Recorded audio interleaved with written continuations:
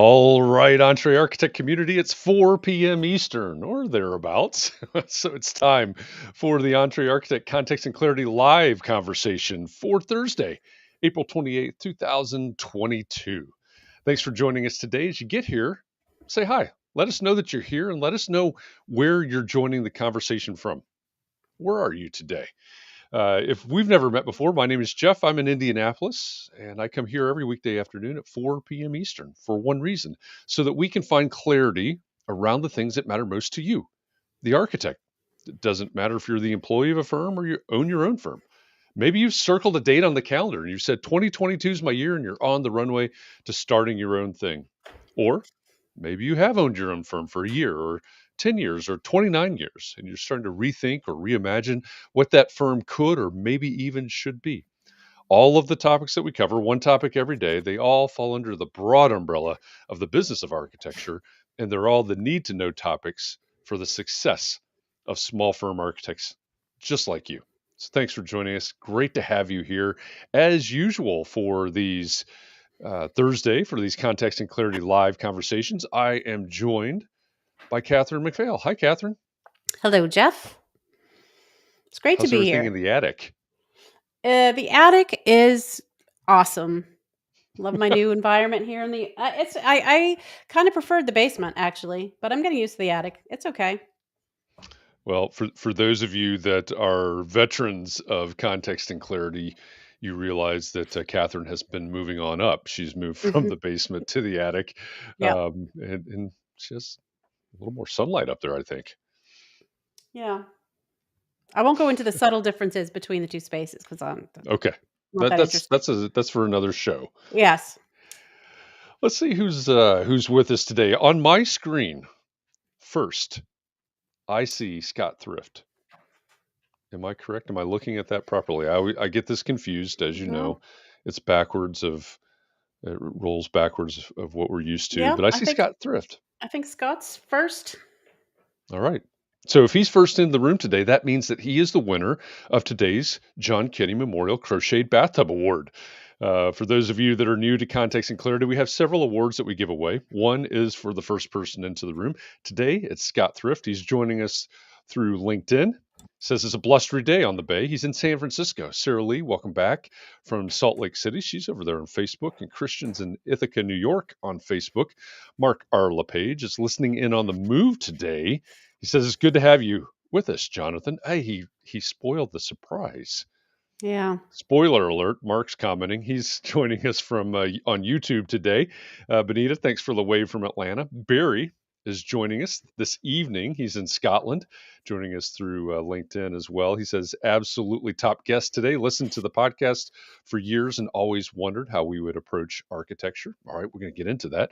Brian McCartney, hello, friend, over there in Ohio.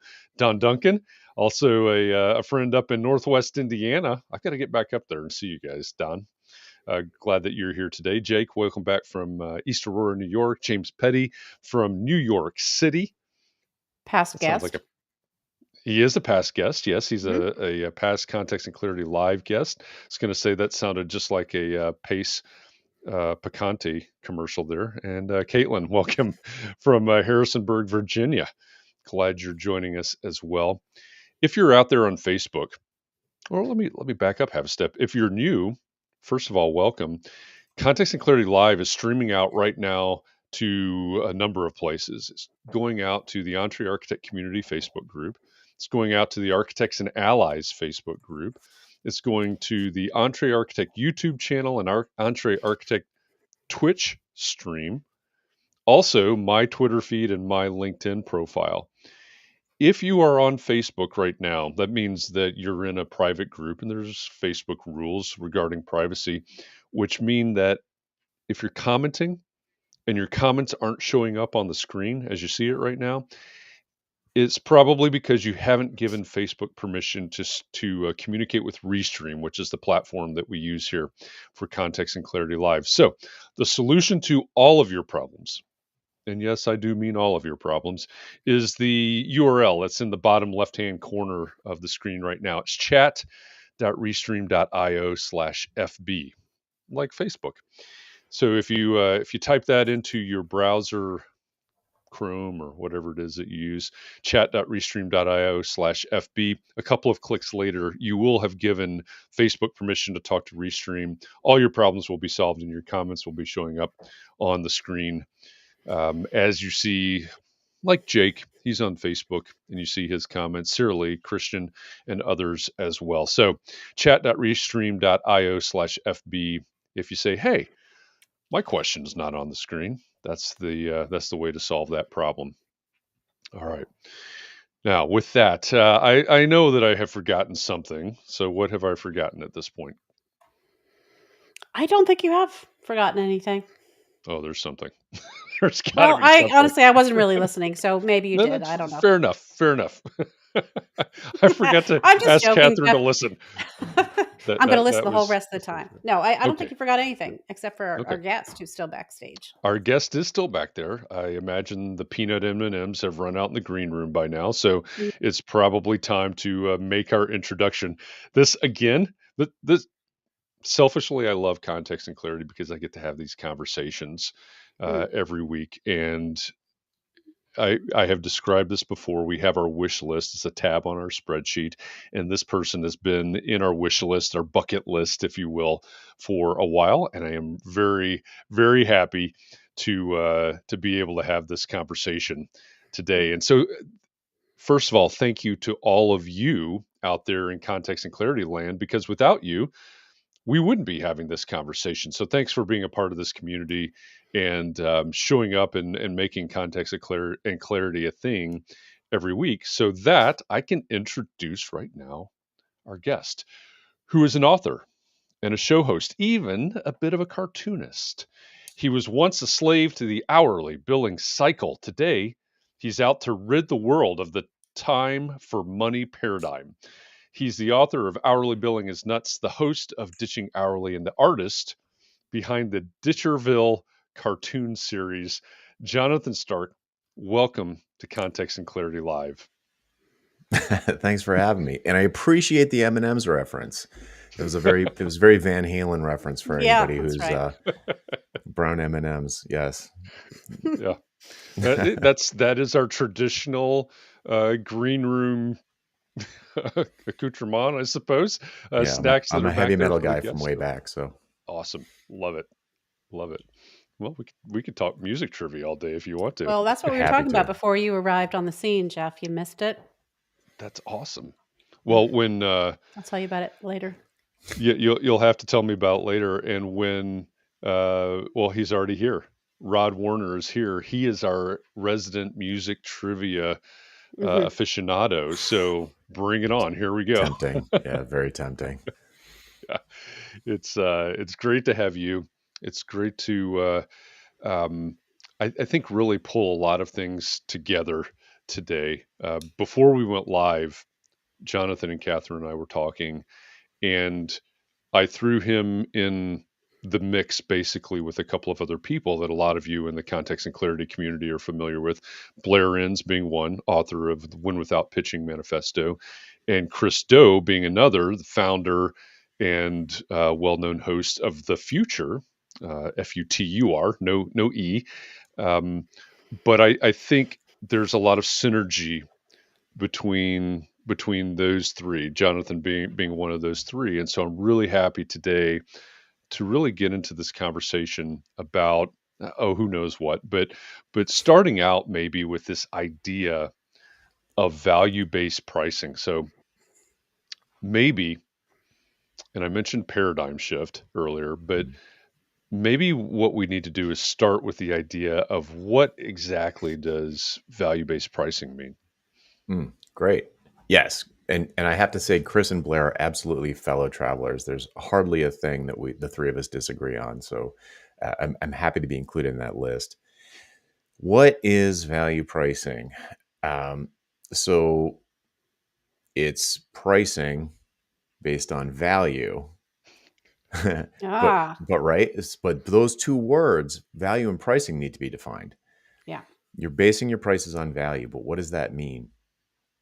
So value, I like Ron Baker's definition the best, which is it's the maximum amount that a buyer would pay for a thing. It's the maximum amount they would pay. That's the value of something to a buyer. So there's some amount of money that you would spend on a venti Pike Place from Starbucks. There's a maximum amount that you would spend on a Subaru Outback.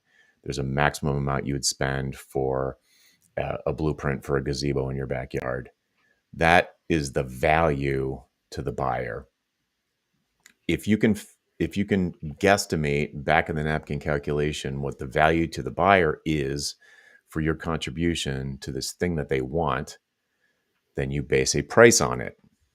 And that's value pricing. Okay. Yeah, that's really straightforward. And I think so.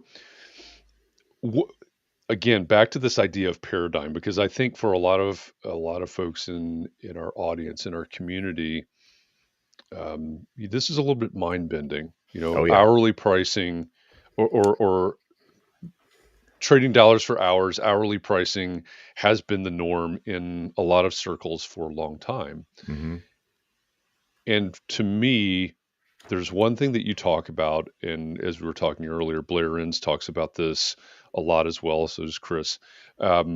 It's this, what I call the scope to success paradigm shift. And I've heard you describe it and others as, hey, a lot of times, a lot of the folks in the audience are going, okay, I've got this prospective client. Here's the project. I'm trying to figure out the scope. I'm trying to figure out how long it's going to take me to put together the deliverables to meet the scope. And, now this thing's rolling downhill. Mm-hmm.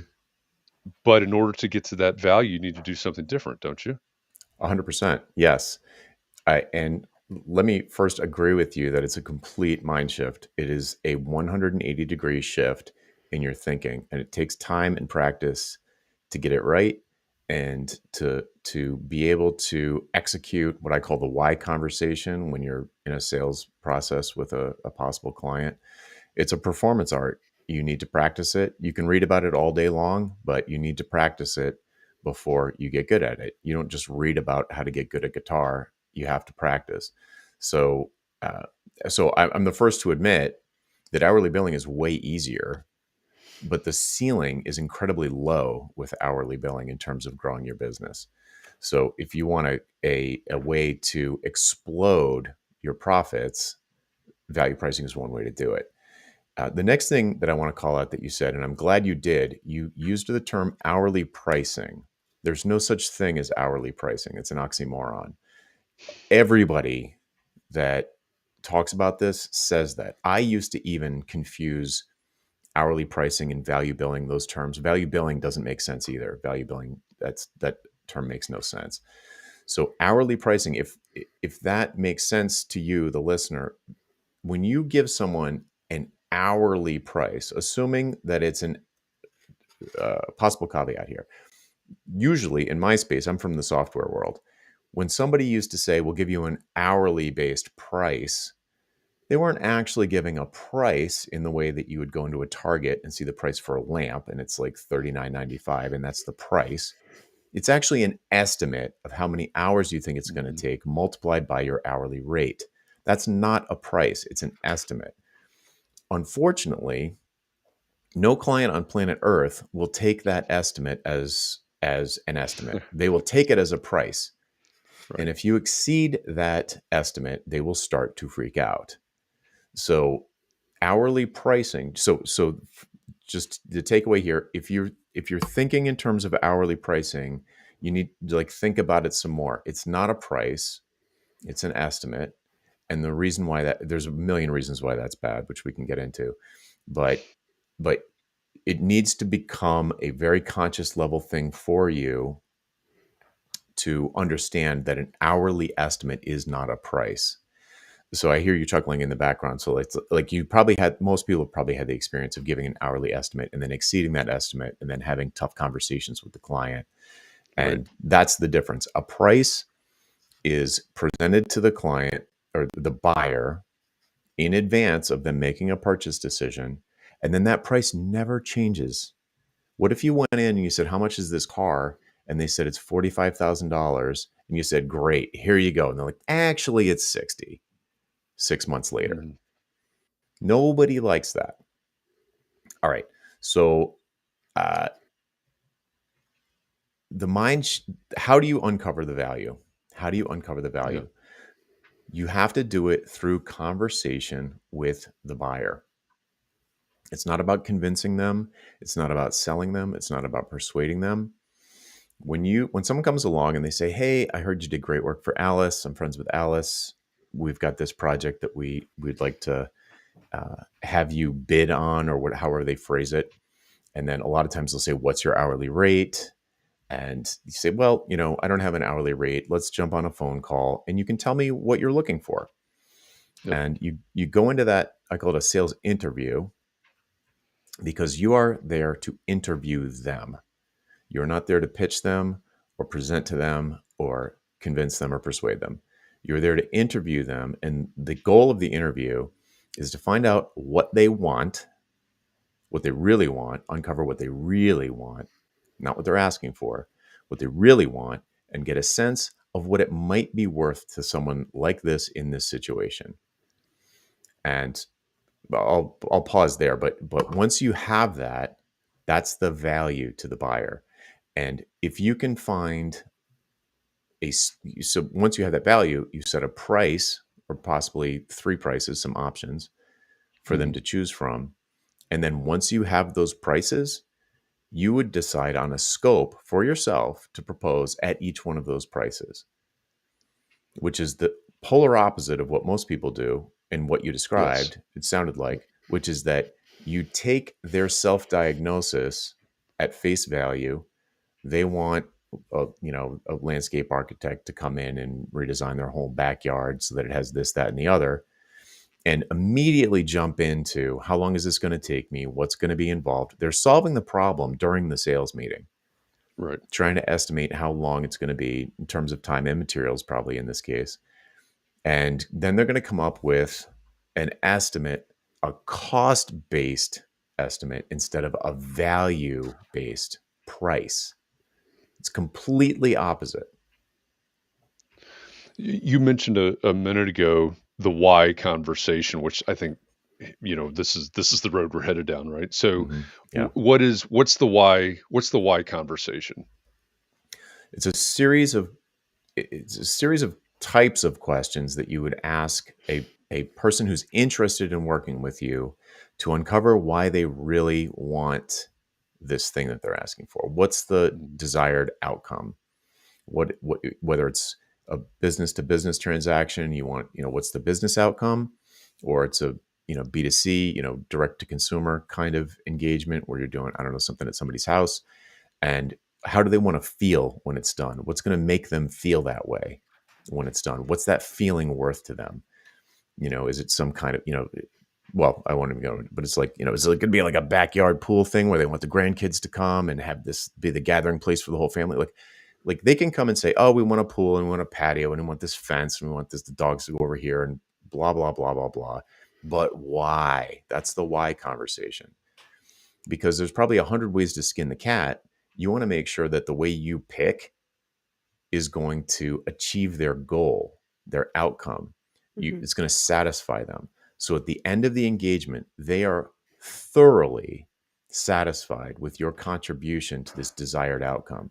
And if you don't ask that, then you're left to best practices and assumptions. And that's where scope creep comes from. You deliver a bunch of stuff. It's like, that's not really what I was thinking. That's where all of that stuff comes from. So hourly billing can actually create scope creep in the first place. Yeah, that's an interesting way to put it. I hadn't really thought about it that way, but I think it does all come back to the fact that many of us, to your point, many of us are not having that that sales interview process, right? We're not doing that diagnosis. I heard. I apologize for keep bringing this back to Blair Enns and Chris Doe, but I heard them on a podcast or something together, where Blair went as far to say is, if you are not diagnosing before prescribing, then, and he's talking to architects at this point, Yeah. If you are not diagnosing before prescribing, then you are you're guilty of malpractice. Yeah, I agree with that. Yeah. Especially if you're billing by the hour. It'd be one thing if you were fixed. So some people fix price, but not based on value. That's a different category. Hmm. So that's a separate conversation. But if you are charging for time and materials and you start working before you know what they want, not what they asked for, but what they want at the end, the Yeah. outcome. If you start working, that's like a doctor just ripping out some scalpels and being like, "Oh, you say you got some chest pains? Let me dig around in here and see what I find." Malpractice. It's not a way that a professional would conduct themselves. And hourly billing encourages that kind of behavior. It encourages, I'm going to go on a rant if you don't reel me in, but Go for it it. encourages scope creep. It encourages lowballing on estimates, which leads to going over budget, going over deadlines. It leads to micromanagement from the client. Once that happens, it leads to bad client relationships. It leads to no testimonials or lame testimonials. If you start, imagine if every client engagement ended with a rave review on your website, just like you absolutely have to hire this person. They are the literal best. I couldn't be happier. It was expensive, but it was worth every penny. Imagine if every single client engagement ended like that. Would that be good for your business? I think everyone would say yes. Absolutely. Yep. Yeah. Mhm. So how do you do that? You do that by starting out, finding out what will satisfy the client. It feels so obvious. I feel like when I say it like that, it's so obvious. It's like, if I want to satisfy the client, maybe the first step should be finding out how, instead of just taking orders from them as if they're the expert when you are, and they don't know what they're talking about. But you know what? They do know what, like, they are qualified to weigh in on in terms of their expertise. They are qualified to say what will make them happy. Do they want to feel? What will make them feel that way? And you talk about it at this very high level. It's much, much higher level than a scopy, granular conversation about how many patio stones we're going to put down, or like how many bathrooms you want. It's not about that. It's like, how do they want to feel when you're done? And if you are confident that you can deliver that feeling, then you can set a price based on what you think that feeling is worth to them. And then you can do your job without any intervention from the client, or very much less intervention from the client, a lot less. They'll still be collaborative, but it'll still be collaborative, but it's a lot less, do you like this font, or you like that font, or you like this stone, or you like that stone? Yeah. I think, and Katharine, correct me if I'm wrong here, but I think a lot of people in the architectural world, their fear with ideas like this, right? I've got to come up with a price, and that price is going to be, I don't know, it's $100,000 just for a round number. What if I come up with that price, the client agrees to that price, and then I lose my shirt because it takes a lot longer. I didn't consider this, I didn't consider that, and so on and so forth. So I think there's a lot of fear on this side of, whoa, what if I come up with that price and it's not a profitable price, or even a break even price for that matter. How do you speak to that? So in my world, software development, there's no such thing as materials. So I don't know how Sure. much that plays. You actually can't lose money. You really can't. It's impossible to lose money. So if you're a straight up architect and you're not a builder, and you're not doing the design build thing, and actually get in your quote, like, you tell me, in an architect's quote, would it include like wood, like lumber and paving? No, No, it doesn't okay. include any of Right. that stuff. So you Yeah. can't actually lose money, right? Like, how would you lose money? Well, meaning like, instead of it taking $100,000 would be hard to lose money on that one. So let's Right. just say it's Exactly. 10,000. Okay, let's say it's Hmm. 10,000, because Hmm. that seems like a lot of money. So this is like, for me, that I feel like, well, that client's going to think 10,000 is already too much. So then I'll tell them 10,000, even though in terms of my hourly rate, it's going to be a $20,000 job. But I said 10,000 because I feel bad for them and they don't have that much money. So that's what I did. And then I'm mad by the time it gets to be like $15,000 worth of time. Uh-huh. You know what I mean?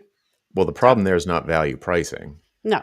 There are a lot of problems there, but The that would be problem my there is example. you're undercutting your own value. Right. So So how do we determine our own value? you ask the client. How do we do that? You ask the why conversation. Oh, the why conversation. But then, like, let's say you get to why, and an example of why would be, I want my friends to admire me. Mm-hmm. Okay, so that's what Yep. they're going for. So then I would say, well, how do you know they don't admire you now? Am I supposed to answer you? They would have to answer that question, yes. Because I don't hear that they're talking about how great my house is. Let's Okay. say they don't. Where would that conversation happen that you would hear them talking about how great your house was? Well, like my friends tell me when I'm at the club what they said about my party, and no one ever says about how great my house is, and they feel kind of sorry for me. Okay. And so if your friends at the club and at parties were talking about how great your house was, then you would love that. I'd feel really good about myself. All right. So then what I would do is I would judge the neighborhood, and I would, or perhaps what the person was wearing, even, because this is a business to consumer. This is a private individual. I'm assuming this is not a business purchase. Right. So I would be interested in what kind of car they were buying. I would be interested in what kind of luxury purchases this person was into. And I could start to make a calculation. You're just looking at their property. You'd be able to know they spent $1 million on this lot, or this house on this lot, and no one's bragging about it, or no one's jealous of it. So they want people to be jealous of their house. Yeah. So, because they're kind of a small person like that. But yes, that's what they want. Well, that's a good example because it's pure feelings. Mm-hmm. So if that's what they want, and you want to work with them, and you're convinced that you can make their neighbors jealous of them, then you need to figure out what it might be worth, just roughly, order of magnitude, to them to be the talk of the town. And if that's worth $100,000, or if it's worth $1 million, if it's Beverly Hills, if this is worth $1 million to that person, you can easily charge $100,000. Because if they believe that you can contribute to that $1 million outcome, that $1 million value of what it's worth to them, they wouldn't even be talking to you if they didn't think you could at least make a 10% contribution to it. Because why would they waste their time talking to someone who couldn't help them? True. So you could instantly set a $100,000 price, and then you'd say, what would I do for this person that would get them closer to this goal of being the talk of the town for $100,000 or for $50,000? Like, break even $50,000. What could I do that I would be fist pumpingly happy? What could I do for $100,000 that would be a no-brainer, slam dunk for me, that would get this person closer to their goals, contribute to that outcome? I don't know. You tell me. It could be curb appeal type stuff. It could be encasing the powder room in stained glass. I don't know. That would be interesting. That would be worthy to talk about. I mean, a stained glass bathroom. Something remarkable, right? Yeah. So you could come up with something for $100,000. What would I gladly do for twice as long as I expect for $100,000? And that becomes your scope. You scope last. You scope after you come up with the value. Then you set some prices. Then you decide what you're going to do. Not in the sales meeting. So you decide later, once you know if there's any value there at all, because there might be none. But if there is some, and especially if there's a lot, you can come up with 3 prices that are a fraction of the value and come up with a scope that you'd gladly do, willingly, happily do for that amount of money. So the first tier would be $100,000 in this case. And then for $220,000, what would I do? I could do a bunch of stuff. If I had that much money, I could do a bunch of stuff. Or for $500,000, what could I do?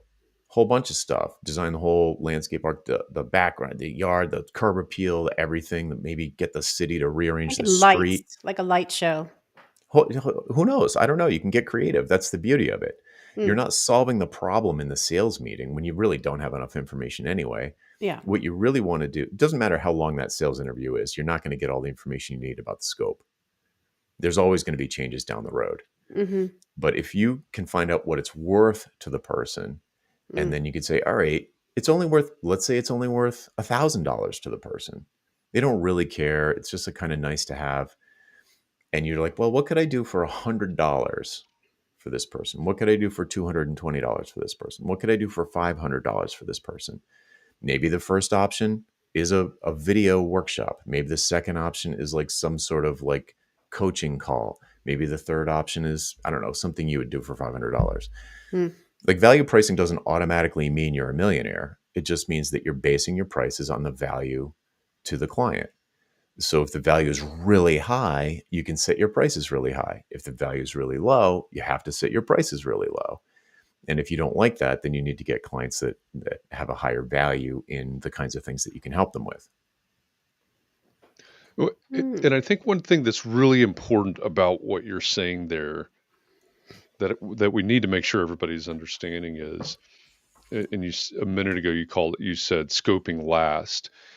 Taking this idea, okay, the value to them is $100,000 or it's $50,000 or down to $500, and then matching what you can do to that number. And I think, as you said, that happens in reverse a lot. Hey, I have a package that's the builder set. I have the package that's the middle of the road. You get interior elevations of the kitchen, and then I've got the concierge level. We'll do everything, no questions asked, so on and so forth package. And, one is $10,000, the other is $50,000, and the other is $90,000 or something like that. Yeah, those are productized services, and that's another approach. Yeah. It's a different approach, and it's a valid approach, but it's not value pricing. Yeah. Well, and one of the things, and Ed has a comment here, and it's probably too long to put on the screen, so I'm just going to try to summarize it. But basically, he's saying practice of architecture is very production intense. So someone hires Ed to design their home or renovate their home. He not only has to figure out how to satisfy their real needs, but then he's got to figure out, okay, what's it going to take to put together all the drawings and submittals and all the things that go with that. And this is a pretty common mindset, a pretty common comment. What do I do? Because I don't know at the very beginning what really it's going to take to do all of these drawings and, all the submittals and all the deliverables and all that. So that's why I charge hourly. Right. So think of it. So just there's so many things going on in this comment, and it is very common. So I appreciate the comment. Yeah. The first thing is you're unwilling. You're the professional, by the way. You're the one that knows about submittals and drawings and all of this other stuff, but you're asking the client to take all of that risk. That's what hourly billing does. You're like, I'm the professional, but I don't know what's going to happen. So you take all the risk, client. I don't like to operate that way. And I don't think people here actually would prefer to operate that way if they had an alternative. So the alternative is if you stop billing for your time and you start to take that risk on, you start getting really good at finding out and predicting how long it's going to take you to do that drawing or do those submittals. You start to think about that stuff because now it's money you're losing. So instead of putting that risk on your poor client who couldn't possibly know any of that stuff, then you take it on and you start to optimize around it. Maybe you start to focus down on a particular type of project where every single time you're going to go to this person at the city hall and it's going to take them 2 weeks to do this thing and they're going to reject it twice and then you're going to finally get it through. And you just know what your costs are. Because this comment is about not knowing what your costs are. So on the one hand, I'll challenge you to be the professional and figure out what your costs are. I know you're not going to know exactly, but if you set your prices such that you don't have razor thin margins, you're not going to care if it takes 2 revisions or 3 revisions with City Hall. It's not that big a deal. So if somebody, some country club person in Beverly Hills, if it's worth $1 million to them to be the talk of the town, then you can charge $100,000 to do a stained glass powder room design. And they'll be like, yes, this is it. I trust you. This is a credible claim. This will get me closer to my goal. Every party I have over here is going to be 100 celebrities on Instagram talking about this powder room. That's what I want. I'm trying to imagine that powder room. It's from a real working example. on it. I've seen a stained glass powder room. Have you? It's I'm going to have to look that up later. Is it? Wow. Yeah, I'm not that creative. But this is so the question comes from a place of scarcity. It comes from a place of tight margins. It comes from a place of fighting with clients about going over budget. If you flip the mindset, and I know I started out saying it's hard, it takes time, you got to practice it. But if you flip it around and you figure out the value, whatever that number is, from 1,000 to 1,000,000 to 100 million, and then you set prices that are a small fraction, 10%, 22%, 50% of that number, and you give them options to choose from, and you pick a scope inside of each one of those budgets that you would gladly do for that amount of money, then it's not going to matter if it takes you a couple extra revisions. It's not about measuring this stuff down to the penny. When you don't have tight margins, you don't have to measure it down to the penny. I think you're exactly right. I mean, I think that scarcity mindset drives a lot of this. It's the fear of, and you're right? Especially if it's a sole practitioner. Sure, it happens all the time. That's in the audience. It's just your time, right? I'm going to put that in quotes. It's just your time. Right. You can't actually lose money if someone is paying an invoice. Right. You make less.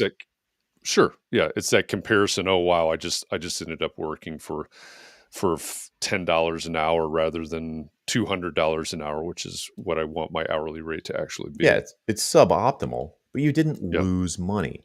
So if you had an employee that was doing all the work for you, yes, you could technically lose money. If materials were involved, yes, you could technically lose money.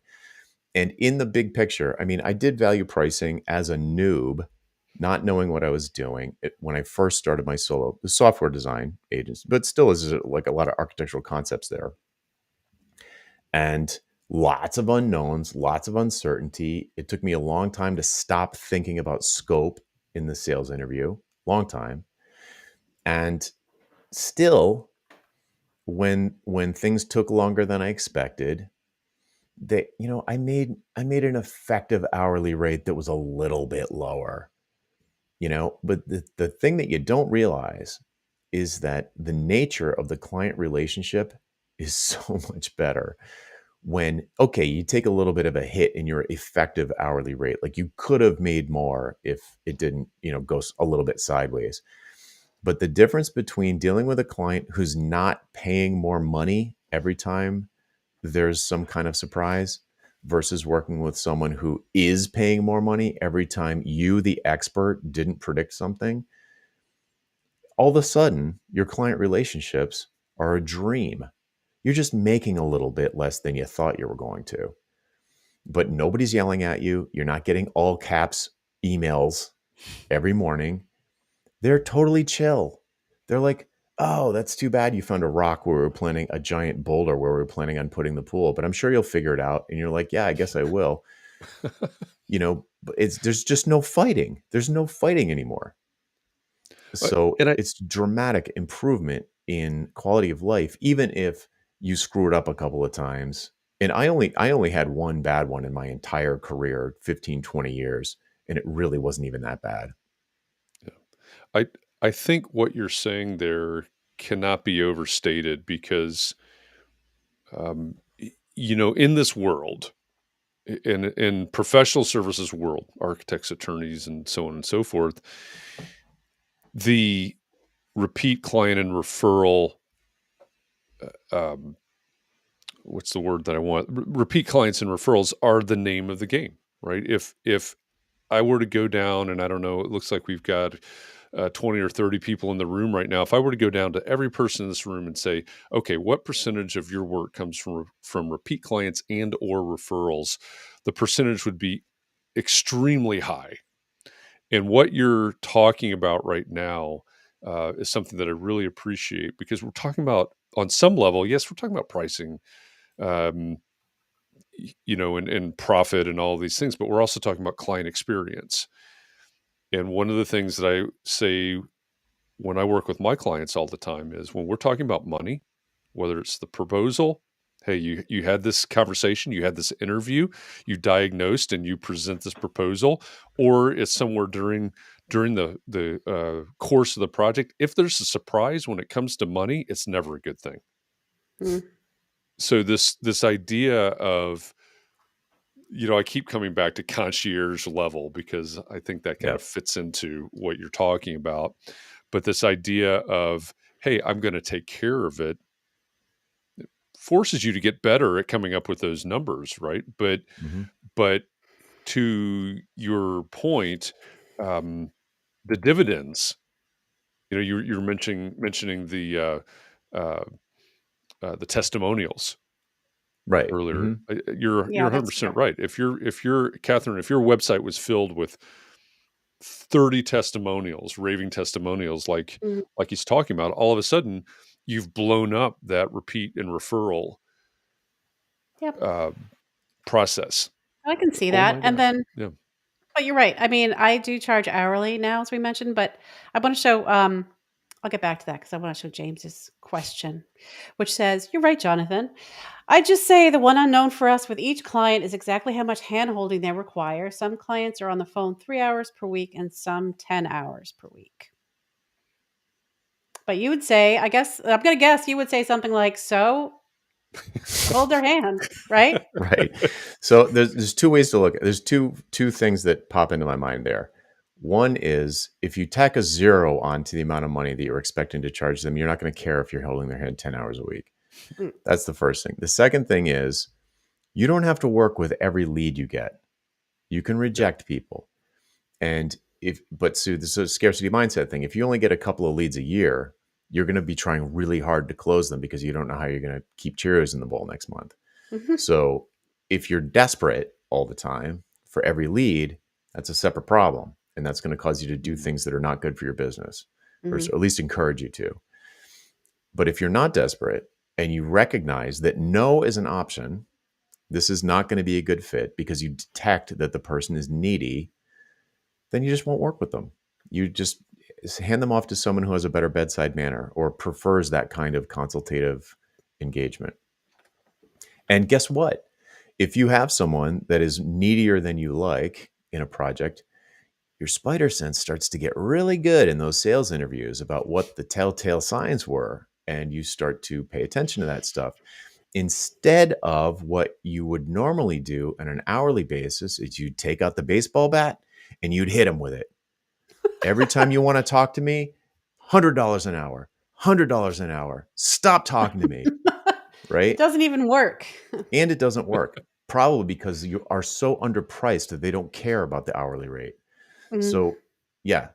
So it's not to me, it's not a credible argument but I recognize that this is the thinking. I recognize this is the thinking. This is the hourly thinking at work is like, how do I control scope? Well, I'll just hit them with the hourly baseball bat. It's like, no. That image is too funny. You keep them focused. Keep them focused on the outcome that they want. Keep them focused on being the talk of the town or creating a gathering space for the entire city that is beloved and gets your name in lights. Like whatever the thing is that they are trying to achieve, when they want to be on the phone with you 20 hours a week, you say to them, how is this helping the project? Because I'm not going to take any more of these phone calls because it's just taking me away from the project. I like that. If you need to talk to someone, talk to your spouse, talk to your friends, talk to your therapist. You don't need to talk to me about this. And if you have if you have a needy client, I promise you, you will look back after that engagement and you will say, I should have known. These were the red flags. This person sent me a 4,000 word email at the beginning. And in the future, if I get a 4,000 word email from someone, I'm just not going to take them. Yeah. And you get pickier and pickier and pickier about who you work with. And you'll start to find that is a virtuous cycle because you get people that are like each other that hire you for stuff that you're increasingly good at, and you can start hitting home runs like crazy. The same bat. Rod wants to know if Different it's bat. different bat. Using the bat differently, I guess. He wants to know if it's a wooden or aluminum hourly bat. I was thinking it was aluminum. I picture Louisville Slugger. I'm old school. Yeah. But the aluminum one would make a great noise. Yeah. Ding. It would. Ding. Or just a wiffle bat if you don't want him to do too much harm, just make a point. I like that. That'll sting a lot. Yeah. Yeah. Yeah. So what happens in an arena, in a competitive arena, right? So ultimately, right? Hey, we've set up, as you said, we've set up this virtuous cycle. Yep. So that we have started to attract our ideal clients. And these are the people that are coming to us, and these are the people that we're having the success conversations with, and these are the people that we're diagnosing, and then we're presenting a value-based price to these people. But in reality, for many of us, a lot of people are coming and they say, hey, we're talking to you, and we're talking to firm ABC, and we're talking to firm PDQ. Take my hat out of the ring. Okay. No thanks. What if I need the work? Or That's what if I haven't gotten to that point? That's a different problem. Different podcast. Yeah. I mean, we can talk about it, but if they're talking to anyone else, your marketing game's not on point yet. You need to get positioned. So I would 100% agree with that. Yes. The problem is you're probably attracting price buyers who are not discriminating. They don't know what they're doing. They're Googling for architect for gazebo or whatever. And they see no meaningful difference between anybody except for maybe the quality of how fancy their website is. But the main thing is they're gonna judge everybody based on price. And you want to be the most expensive one. So if somebody came to you and said, oh, we're looking at these 3 firms, I could be like, oh, well, we're going to be the most expensive one. So we'll just take our hat out of the ring. And if the person is the right kind of client, they're going to say like, oh, really? You're the most expensive? Because they might be the kind of person who typically buys the most expensive. So you could be like, we just don't compete on price. Like we don't even, it's not, if you're looking for a cheap architect, you can find 100 of them, just Google for it and you'll have plenty of people to talk to. You'll be talking to people for 6 months. If you want the best and then you have to insert credible claim. What's the credible claim? If you want the best at stained glass powder rooms in Beverly Hills, there's no other option. Yeah. It is important for everybody to understand, and I know this ruffles some feathers every time I say this, but it's important for everybody to understand that the general public out there assumes that all architects, and that may be licensed and people that don't have license, people that they think are architects because they don't understand the legal definition, but they are assuming that everyone is equally qualified. Of course. And yes. That's their starting point. It's not yours, but it's as their an starting point. Amateur. Yeah. I wouldn't know the difference between a good and a bad architect until it was too late. Right. It's too late. Have you ever hired an architect? Never. Christian once, never. How much would you pay an architect? I have no need for an architect, so 0. So we're not going to go for the why questions. No. Well, I could go a fraction of 0 for you. All right. Look, we'll go with Ed's question instead. Ed says, why can't my attorney and therapist figure out the cost for their services? Because the problem is not well defined and therefore it's difficult to know how to solve. Hence, they put the risk on the client and charge hourly. What's the question though? Yes, that's true. The question is, why can't they figure it out? I don't know. They should listen to my podcast. What are they there to solve? What does the client want? It boils down to what the client wants. And if you can't confidently deliver the outcome that the client wants, you shouldn't take their money. If you are confident that you can deliver what the client wants, then it's okay to take their money, but you better dang well deliver it. Right. And you might, and if it turns out that you were wrong 1 out of 10 times, sometimes you give the money back. Sometimes you make it right. Sometimes you work for a year instead of 2 years instead of 1 year. because you want to find out how you screwed it up and never do it again. Mhm. But if you're an expert at what you do, you're actually good. If you're actually good at what you do and you know what you're talking about, Mhm. then you should be able to at least hit a double once in a while, right? If you can't hit a double once in a while, maybe you're not as good as you think you are. Mm. Or maybe you're not finding out where the outfield is. Like maybe you're facing the wrong way. You're like backwards on home Like plate. all these baseball things, I'm not really I'm not even a following what you're sports guy. talking I don't about, but even you know know. who loves baseball is Jeff Echols over here. That's Okay. his I'm not thing. even, I'm totally no sports ball here at all. I don't know. It's a good thing you said that because we were about to go down the baseball road. Yeah, I know I was nothing. sensing that. My spidey senses told me that. So Rod says that there needs to be a Tinder for architect-client interaction, which would be kind of interesting.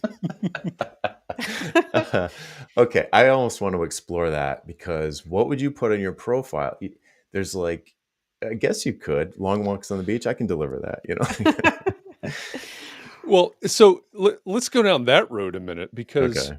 you know, going back to what you said a minute ago when I asked about competition, right? And you talked Yeah. about Yeah. positioning, Yeah. right? If everyone in the audience right now and everybody that watches or listens to this in the future were to say, okay, if the way that people hired architects suddenly turned into some version of Tinder, the app, Mm-hmm.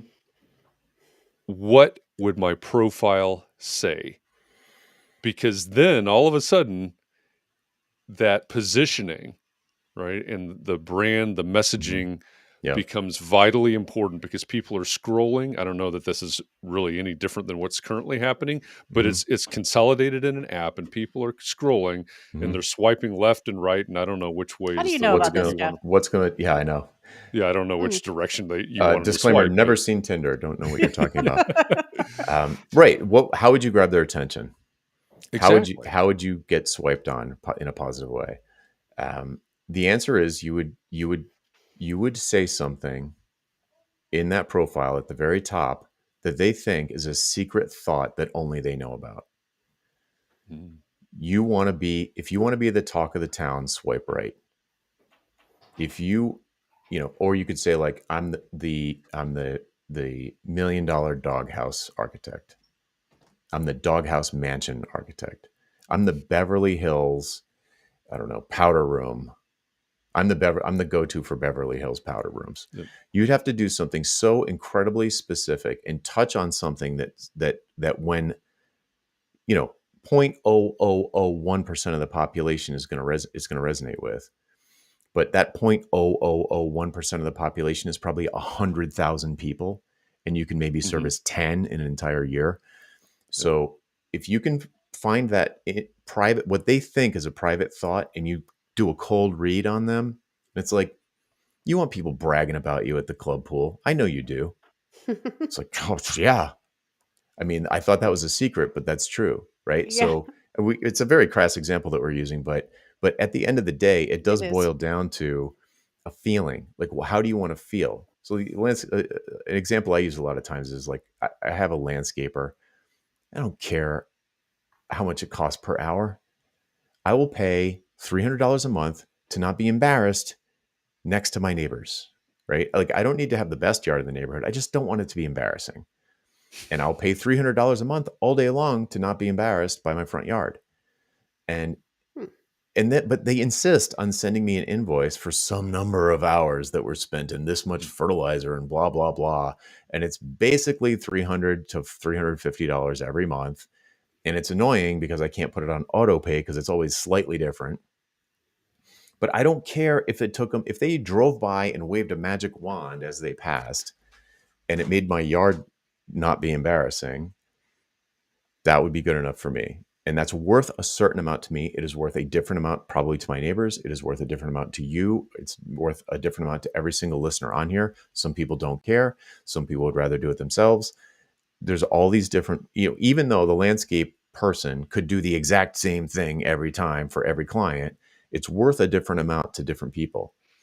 So what we're talking about here is getting into the idea of pricing it that way and saying, in the Tinder example, and saying the thing that your ideal client wants the most, that they don't even think it, they think they're the only one. It's like a private thought. That will stop them dead in their tracks, and they'll say, Eureka, this service, this architect or whatever, that's it. I'm not even looking for anyone else. Yep. And that I love that. And I love that example. I don't care if it's crass because selfishly, because now you're 100% into my realm, but a week or two ago, a few weeks ago, maybe we talked to Michael Port, who's the author of Book Yourself Solid. Love that book. Love it. We talk a lot about Donald Miller's Building a Story brand, of course, Blairens and others and others and others. Yep. And it all comes back to this idea of who is your ideal client, and then having these conversations with your ideal client, with these right people, to figure out what they do actually want and value, the result of your work, and being able to base your pricing on that. Yeah. It gives you ESP. Imagine if you went into every sales interview with ESP, right? You can start to do, there's a guy named Oren Klaff who has a book called Pitch Anything, which I've got, it's not my favorite approach, but his approach is not my favorite. But he has a concept called a cold read, which I love. I would say it's like the black belt level of the why conversation. It's where you don't even need to have the why conversation. You walk in and they say, "Hey, thanks for coming in," and you're like, "Stop right there. Let me tell you what's going on with your business." And you don't have to be a jerk like that, but he would. But you don't have to be like that. But you could just be like, "Let me guess. You've got $50,000 a month of payroll. You're up nights figuring out how to pay it. You've swiped your credit card through your own machine so that you can make payroll. You are trying to figure out which person you're going to fire. You're trying to figure out how you're going to say it. You're not getting enough clients." And he just dresses you down and explains everything that's going wrong with your business. And you're just like the kid in the room, like at the kids' table at Thanksgiving, being lectured by an adult. And you don't have to approach it in that kind of an obnoxious way that he does. But if you can do a cold read, let me switch it around. You can't do a cold read if you don't have a really, really focused target market. If you have a really, really focused target market, you can do a cold read, which is even better than the why conversation, because then you don't have to put in the effort. They don't have to have this. It's some emotional labor to uncovering the real. Someone's not going to want to say, "I want to be the talk of the town at the club." So for you to uncover that from them, it's not fun. It's not always a fun process. But if you can just come in and be like, and just read the person, because you're used to working with the type, then everybody's different, but still there are certain things that are common. Yeah. And you're just great at that. You can start creating productized services. You can create products that sell while you're sleeping to serve this target market. You have so much latitude in terms of diversity and different revenue streams. If you get really, it's weird because you get really focused, but then it opens up a whole new universe of possibilities for you, even though you got more focused. So if you can do that, then it gives you ESP, and it's very easy to write things like headlines for your Tinder profile, your architect, your entree Tinder. TM. Entree Tinder or whatever, Somebody's searching the URL right now. I guarantee that's available. So it just makes everything so much easier. But people fight about like, "Oh, I don't want to niche down. I'll get bored. There won't be enough clients. I won't be able to make enough money. I'm only getting 10 leads a year now. If I niche down to this tiny thing, I'll only get one."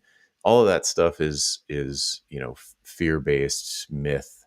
Yeah. But I'm happy to talk about that. I can go as long as you want, but I know we're getting to time. We're almost there. But to your point, and for some of us, the ESP idea, may seem a little tongue in cheek or a little bit out there or whatever. But think of it this way: if you actually have a defined ideal client, and you know those ideal clients better than all the other architects in your town or your city or whatever, who wins? You Right. win. And so I'll give two quick examples. There's someone that I've worked with in the past that prefers to do all of their projects within walking distance of their office, a specific project type in a very, very specific and small geography. They know those people better than anybody else does because of that focus. And there's someone else that I've worked with in the past that has a very specific project type, and it's a business to business, it's a commercial type project, and they only work with certain types of owners of certain type establishments in two sister cities, I guess, if you say it. They know those people, those owners, better than anybody else does. That equals ESP. Right. Think of it like this, flip it around. What if you, dear listener, was looking for a CPA and you came across someone or was referred to you that only works with small firm entrepreneurial architects?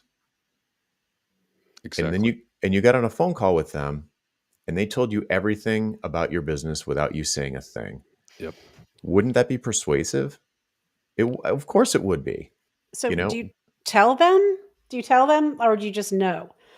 Meaning, like, you know what they're like and what their motivation is, or do you tell them what their motivation is so that they know that you know them? so then that comes in well on your. It depends. That's on your website. I would pull out. I call them heck yeah headlines. So it's like if you know who you're talking to, you understand them in a deep way. Could be demographic, like you described. People in a particular region. Could be psychographic, like environmentalists. It could be. There could be a lot of different ways that you would segment your ideal buyer. Could be whatever. There's a million ways. But once you pick one, you find one. Especially, I prefer to like have people pick one they like people they like Mm-hmm. to work with, because like it's going to be a big part of your life. You might as well like the people you work with, and then create a heck yeah headline for your website, your social media, your email signature. That's like something that would say heck yeah to, like, or they just like slap their head like, oh my God, yes, right? They just say yes. And the question would be something like, aren't you sick of, or wouldn't it be amazing if, wouldn't you sleep better at night if? It's like the classic old school advertising marketing approach, but it completely works because you think that this anonymous website is it's not that you think it's reading your mind, but it's like it did read your mind. Yeah. And I have people, when I first started out, I was specifically focused on software developers. And so I'd have these like hilarious, people would email me and they say like, I was, you nailed us so hard on that homepage that I was laughing out loud, and I shared it with my boss because you just completely had our ticket.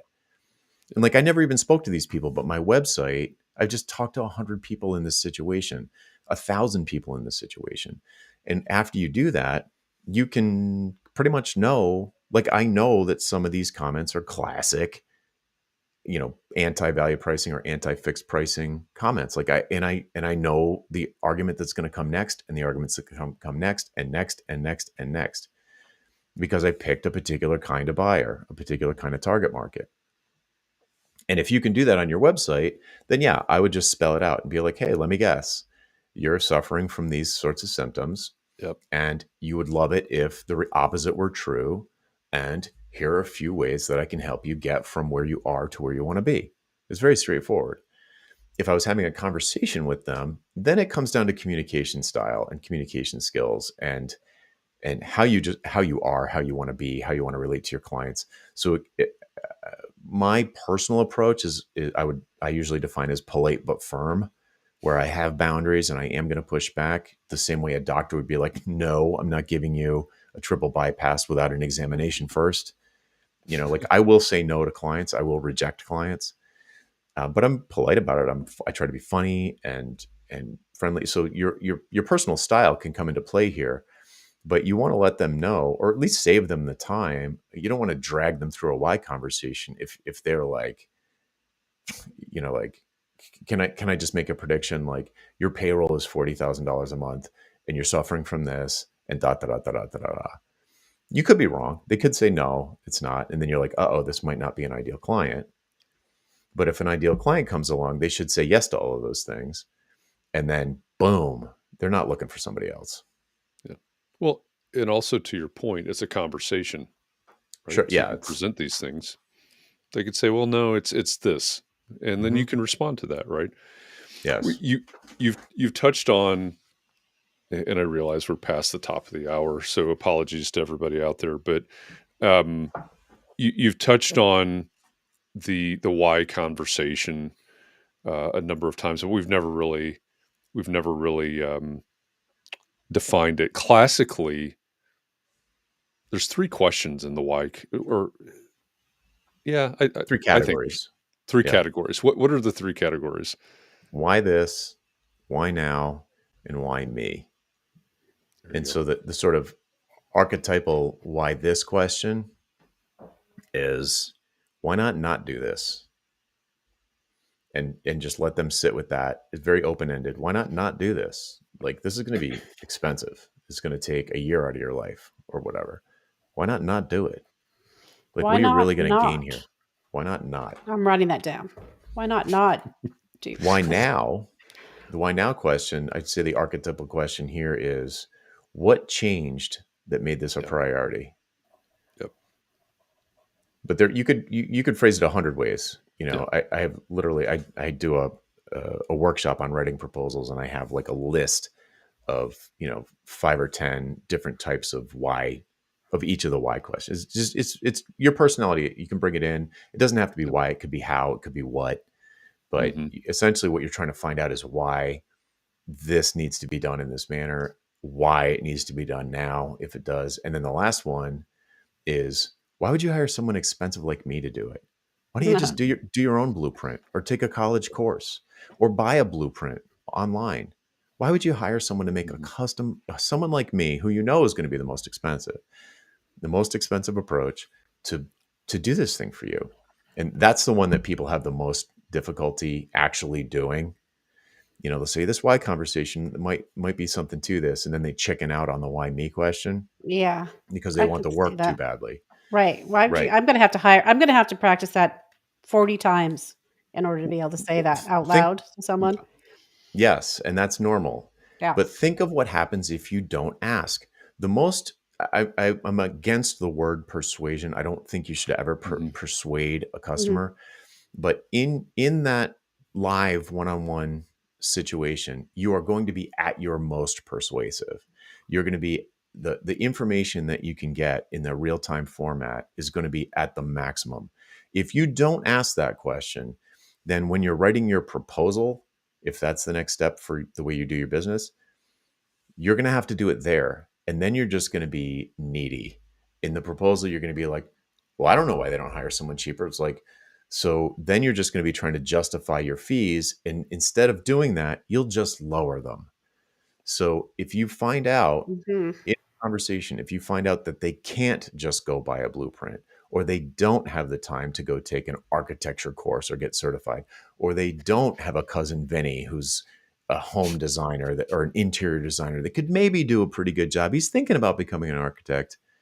If all of those things are ruled out, you can take those reasons and put them right on the page and say, you can't hire your cousin Vinny. You don't want to go take a course. You can't buy a blueprint online. So you're left with me. Yeah. Right. Or at least someone expensive like me. So then it's down to positioning. Like, why would they hire you when they could hire someone else expensive like you? And it's like, well, because you're the doghouse mansion person. Yeah. Well, we like cat mansions around context and clarity. Cat mansion? Oh, that's much better. That's much better. I'm going to use that from now on. Cat mansion. We talk about those. That's much better. Well, and I think it's also another way to look at the why me part of it. The why me question archetype is also, okay, why me? Why did you come to me? Why did you call me? Well, Alice said that you did a great job. I heard at the club that when it comes to stained glass powder rooms, you're the person to talk to. And exactly as you just said, that can go right into the proposal, right? They just told you exactly why they needed to talk to you, and you can reinforce that. a lot of in that version, a lot of the answers become social proof, I suppose. Yeah, But it's that's powerful. some kind of credibility, Yeah. indicator. A lot of times for this, I think it would be for B2C, it's usually social proof. For B2B, it's usually some kind of measurable business results. Yeah. Agreed. Yeah. So yeah, in my proposals, I have a section called the Situation Appraisal right at the beginning, and it's where they are, where they want to be, what their desired outcome is, and why they reached out to you and what they think your contribution is going to be. It's like 3 simple paragraphs, and I like it when it's so clear that you could hand that proposal to literally anybody with a high school education, and they would be like, yeah, this seems reasonable. It seems like, because it's got all the information. So even the client was in the phone call, but they might show it to their spouse or to their business partner and be like, does this really make sense? You want it to be like so plain and obvious that you are the right choice and this is the right thing to do, and all of that anyone reading it would be like, yeah, this seems reasonable. Yeah.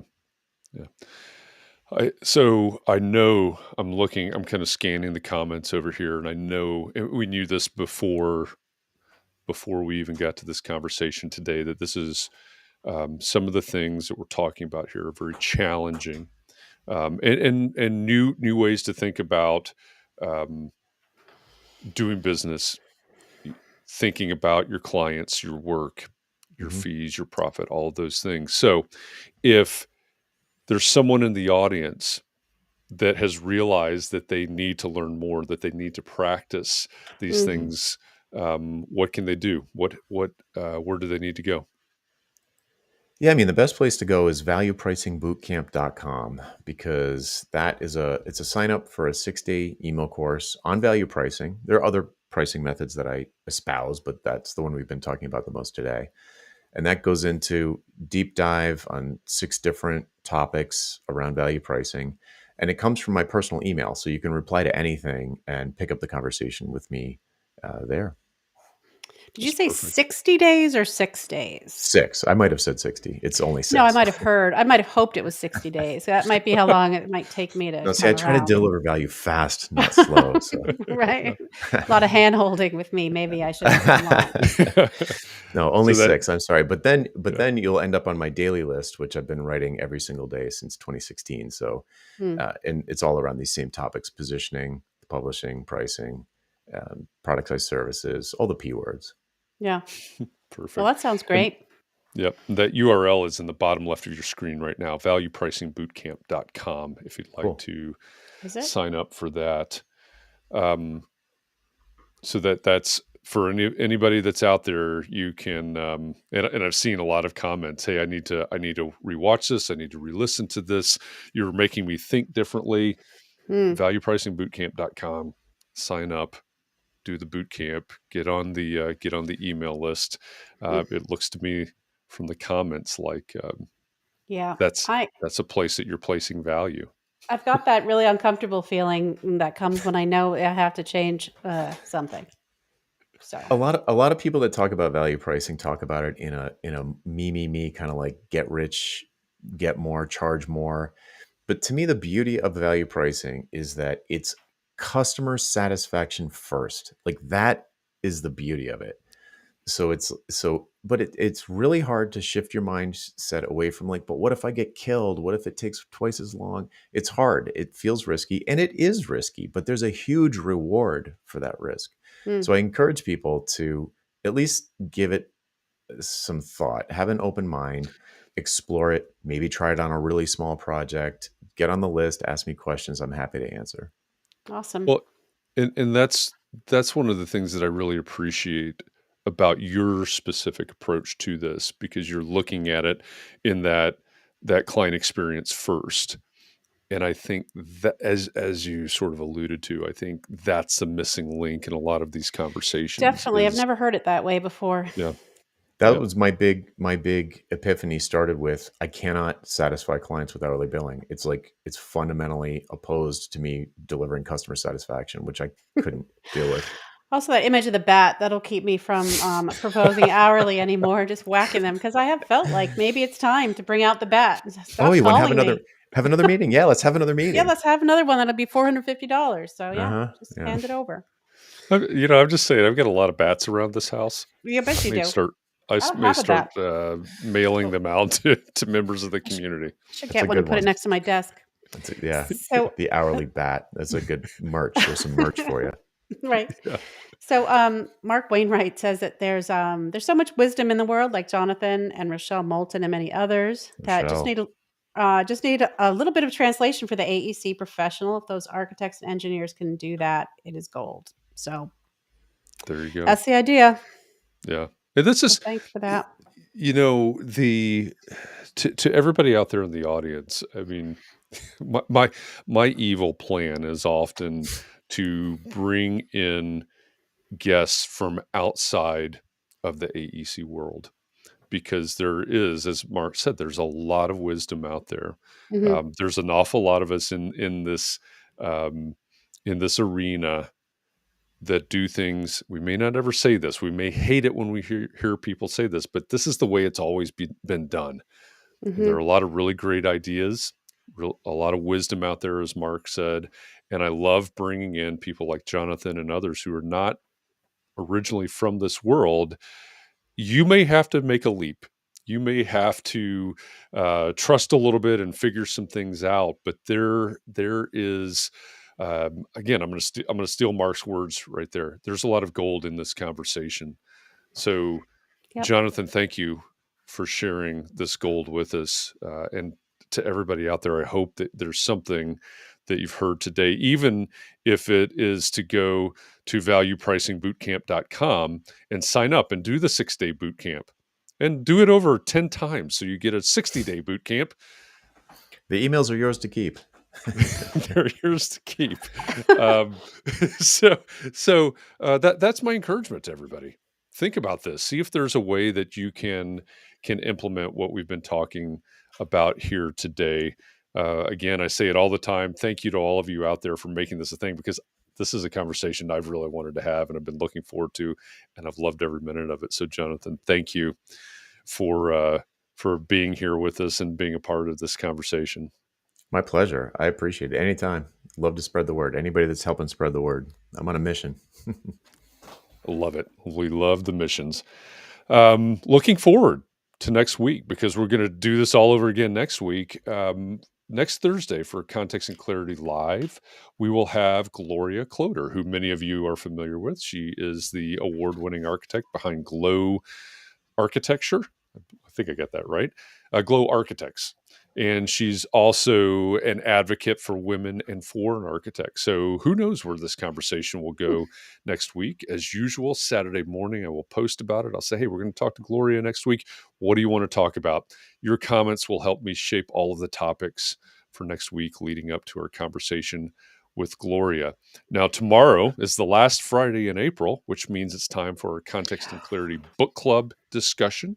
Mm-hmm. Tomorrow we will discuss The 7 Habits of Highly Effective People by Stephen Covey. So make sure you join us for that conversation. And then one final reminder, because we're almost to the end of April. November 1st through 3rd, we will have our first ever EntreArchitect Community annual meeting down in Austin, Texas.